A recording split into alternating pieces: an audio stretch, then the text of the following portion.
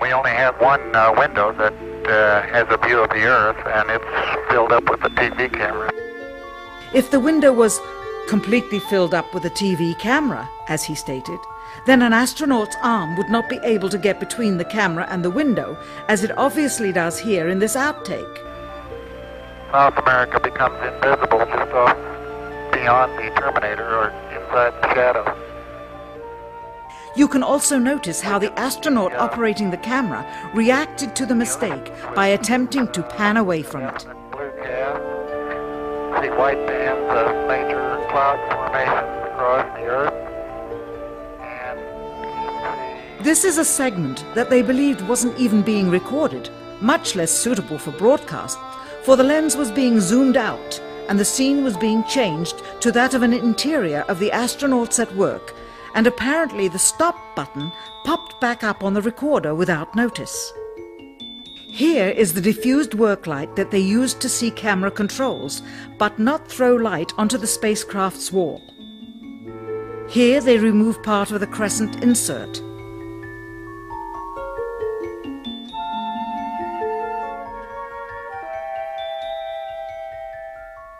Finally, the iris is opened up and you can see the real location of the camera and the very bright and near Earth out the window.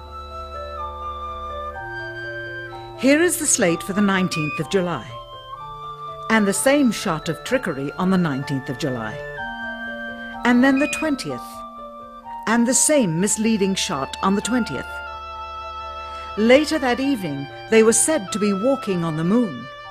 How can this be when they were in Earth orbit only 9 hours earlier, and the moon is some 3 days' journey away?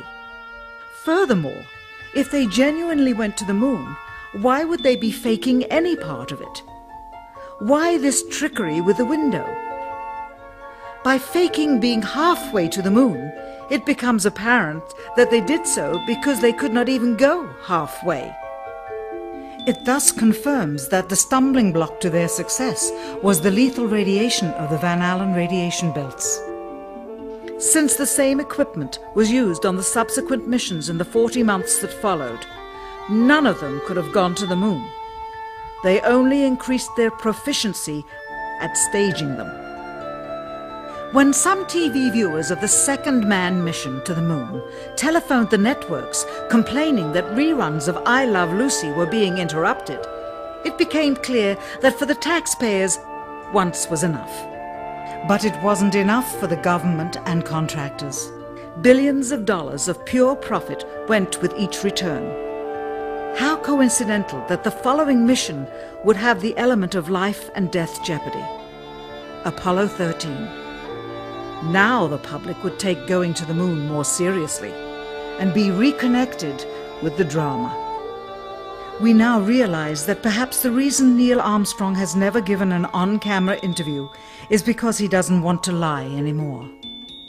What threats may have been made upon such honorable men or their families to possess their reluctant cooperation and later ill feelings towards perpetuating this still darkened hour in American history. NASA's highest-ranking official, James Webb, resigned without explanation just days before the first Apollo mission. Why, when he was on the threshold of achieving the greatest accomplishment of his career? All 3 Apollo 11 astronauts also resigned shortly after their return.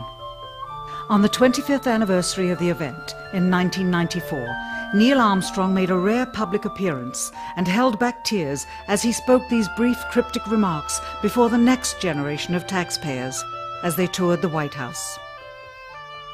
Today we have with us a group of students among America's best. To you we say, we have only completed a beginning. We leave you much that is undone. There are great ideas undiscovered, breakthroughs available to those who can remove one of truth's protective layers. He is that layer. Perhaps someday soon, with the uncovering of this footage and its meaning, the true patriots of America will rise up, or come forward and free the citizens and themselves from the sin that so easily entangles, and from a federal government that needs to have the gangrene cut off. Even if the government's destruction would come from the truth, then it is not worthy to stand, and its betterment would inevitably follow. All of us are mortal. All of us will die. Perhaps the seeking of a clear conscience before that hour will motivate the truth into the light.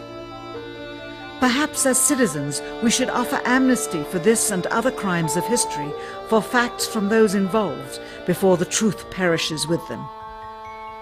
Why must we wait until the year 2017 to open the Kennedy assassination files?